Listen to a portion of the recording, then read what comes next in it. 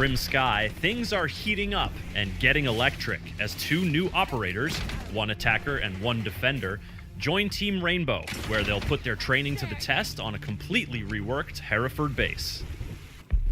The gentleman quietly burning a hole through this reinforced wall is Maverick. A 1-armor, 3-speed operator, Maverick comes equipped with the Surrey Torch. Unlike Thermite and Hibana, who are able to make large holes in reinforced walls, Maverick is able to burn his way through barriers and create holes of various sizes. It'll take up nearly all of your torch's fuel to create a hole you can actually move through, but what Maverick excels at is cutting out small, sneaky windows, creating sight lines nearly anywhere. The Surrey Torch is able to melt just about anything, like breakable walls, reinforced walls, castle barricades, deployable shields, floor hatches, Maestro's evil eye, and even defending operators. This is one of the most dynamic gadgets around, capable of melting holes of many shapes and sizes in the defending team's reinforcements. Any attacker can take advantage of Maverick's handiwork, but with the new AR-1550 or the M4 assault rifle in hand, he does just fine on his own. Maverick's torch is handy for eliminating enemy gadgets as well. Play peekaboo with bandit batteries and mute jammers to clear the way for Thermite or Hibana, or just open a little door for Twitch's drone to roll through and take care of business. For bigger holes, you'll need a steady hand. Move across a wall too quickly and the torch won't have enough time to cut through. Too slowly and you'll waste your limited fuel supply. Aiming down sights will help you maintain a consistent speed while ensuring those crisp, clean cutouts. And while it's not completely silent, Maverick's torch is pretty quiet, opening up possibilities for stealth, subterfuge, and so many deadly new sightlines. Defenders will have to be extra vigilant against small breaches, but Maverick needs to stay sharp as well. The Surrey Torch isn't much of a weapon, and its 2-meter range leaves Maverick vulnerable while he's crafting his latest work of art. A quick call-out from a defender could leave you vulnerable to a flanking attack, so be sure to deploy that claymore wisely. Or you could use it deviously, planting it by a small breach hole as a trap for careless enemies.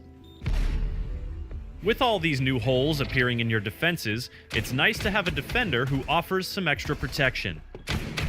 That defender is Clash, the first shield-bearing defender in Siege.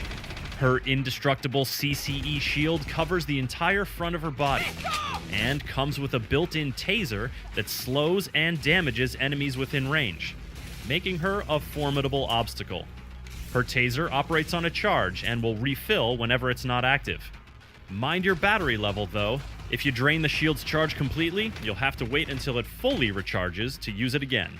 To whip out her sidearm weapons, Clash has to put her shield on her back, where it will still offer some protection, just like other shields do.